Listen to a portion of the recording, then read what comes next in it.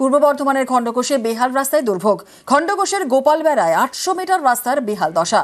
শ্মশান লাগোয়া রাস্তায় কাদা জলে হয়রানি, কাদা জল পেরিয়ে যাতায়াতে ভোগান্তি।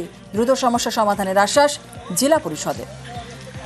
রাস্তার অবস্থা সত্যিই খুব খারাপ রয়েছে। এই জেলা পরিষদের সদস্যকে আমি বলেছি যে খুব যত তাড়াতাড়ি সম্ভব ইঞ্জিনিয়ার নিয়ে গিয়ে সার্ভে করে নিয়ে এসে রিপোর্ট জমা করতে, এবং খুব দ্রুততার সঙ্গে আমরা জেলা পরিষদ থেকে, গ্রাম পঞ্চায়েতের ফান্ড নেই বলে জানিয়েছে, জেলা পরিষদ থেকে খুব দ্রুততার সঙ্গে আমরা ওটা সম্পন্ন করব, কাজটা আমরা আশা রাখছি।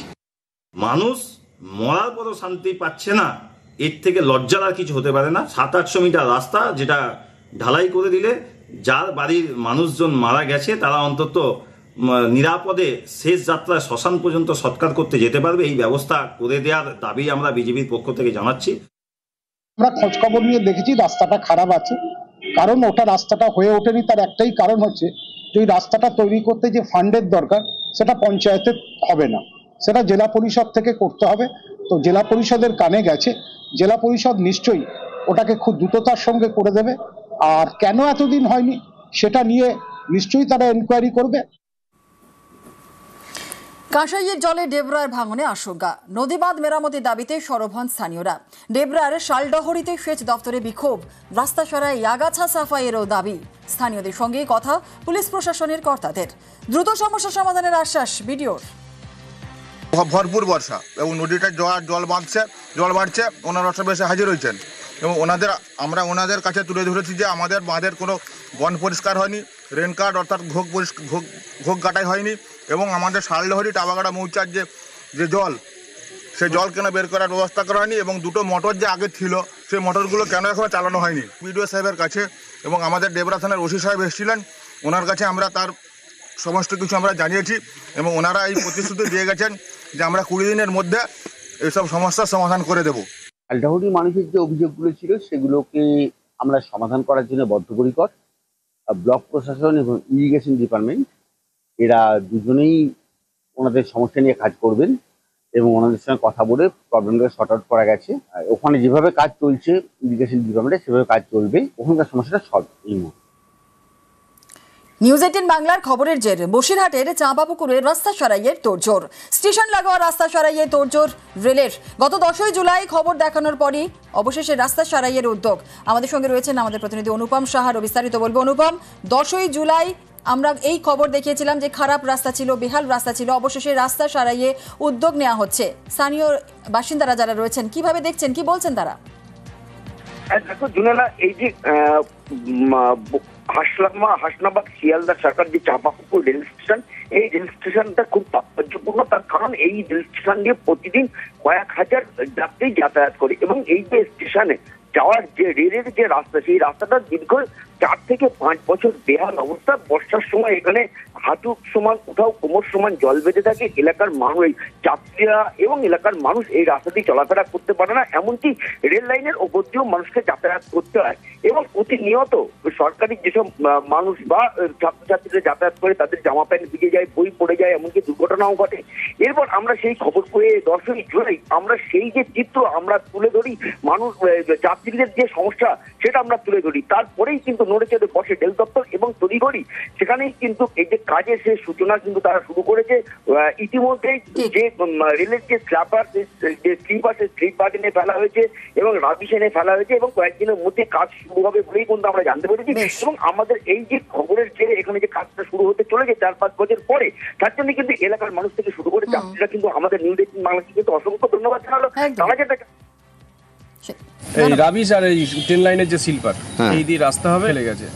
তবে যতটুকু শুনলাম এই জল কমলে তারপরে রাস্তাটা হবে। কত বছর পরে হচ্ছে রাস্তাটা? 5 বছর পর। আমাদের সবাই জনগণের সুবিধা হবে, কেন মানুষজন সব রেল লাইনের ওপর দিয়ে যায়, যে কোনো মুহূর্তে বিপদ ঘটতে পারে। ডিএম মনে হয় একটু নড়ে চড়ে বসেছে, উনি 2 গাড়ি ব্যাটস ফেলেছে এবং রেলের স্লিপার ফেলেছে, ওই ব্যাটস পাতিয়ে তার উপরে স্লিপার দিয়ে রাস্তাটা মেরামতের একটা টেম্পোরারি ব্যবস্থা করা হচ্ছে। এবং ধন্যবাদ নিউজ 18 বাংলাকে যে আপনাদের খবরের জন্যই প্রশাসন একটু নড়ে চড়ে বসেছে, রেল দপ্তর। মাথাভাঙায় কানাডোবা নদীর ওপরে সেতু। 1,30,00,000 টাকা খরচ করে তৈরি হবে সেতু। উত্তরবঙ্গ দপ্তরের তরফ থেকে জানানো হয়েছে এখন চালুর অপেক্ষা।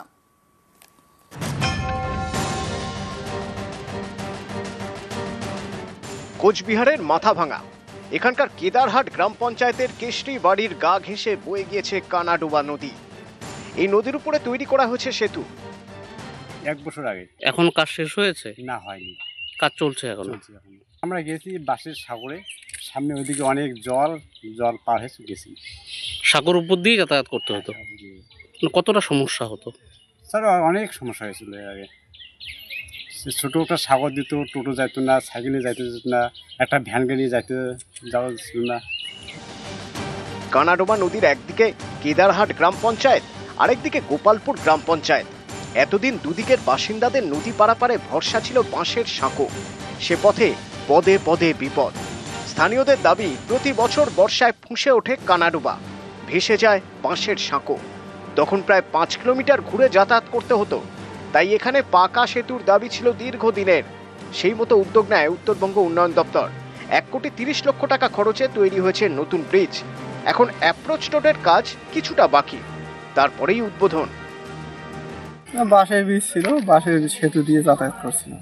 এর আগে না নদী এমনি পারাপার হয়েছিল, কষ্ট তো হতো। বাঁশের ব্রিজ অনেক সময় ভাঙা থাকতো, ওইভাবে কেউ মনে করো হাঁকুড়ো পাড়ি কেউ পার হইতো। অনেক সময় বছরে একবারে দিত, 2 বছর দিত না, কোনো বছর হয়তো 2 বর্ষাও চলে যেত একটা ব্রিজ দিয়ে। যাতায়াত করতে সুবিধা হবে, এই এপার ওপার করতে সুবিধা হবে, এইটাই না সুবিধা হবে। 1,30 লক্ষ টাকা ব্যয়ে ব্রিজটা হচ্ছে, সেটা হচ্ছে উত্তরবঙ্গ উন্নয়ন দপ্তর থেকে, এবং সেটা কাজ চলছে, কাজ প্রায় শেষের দিকে। আর কিছুটা কাজ বাকি আছে, রেলিংগুলো এখন হচ্ছে, খুব দ্রুত শেষ হবে কাজটা। তো যেহেতু এখন ব্রিজটা হচ্ছে, এখন ভালোই হচ্ছে, ওখানকার মানুষ ভীষণ খুশি। এই ব্রিজটা হলে তারা ভীষণ উপকার হবে। মাথাভাঙা থেকে রাজেশ দাস, নিউজ 18 বাংলা। পুরুলিয়ার ট্র্যাপ ক্যামেরায় বন্দি জোড়া চিতাবাঘ। বন দপ্তরের ট্র্যাপ ক্যামেরায় জোড়া চিতাবাঘের ছবি। কোটশিলার সিমনির জঙ্গলে ক্যামেরাবন্দি বিরল ছবি। বছর 3 আগেই এই জঙ্গলেই জোড়া চিতাবাঘের জন্ম হয়েছে বলে দাবি বন দপ্তরের।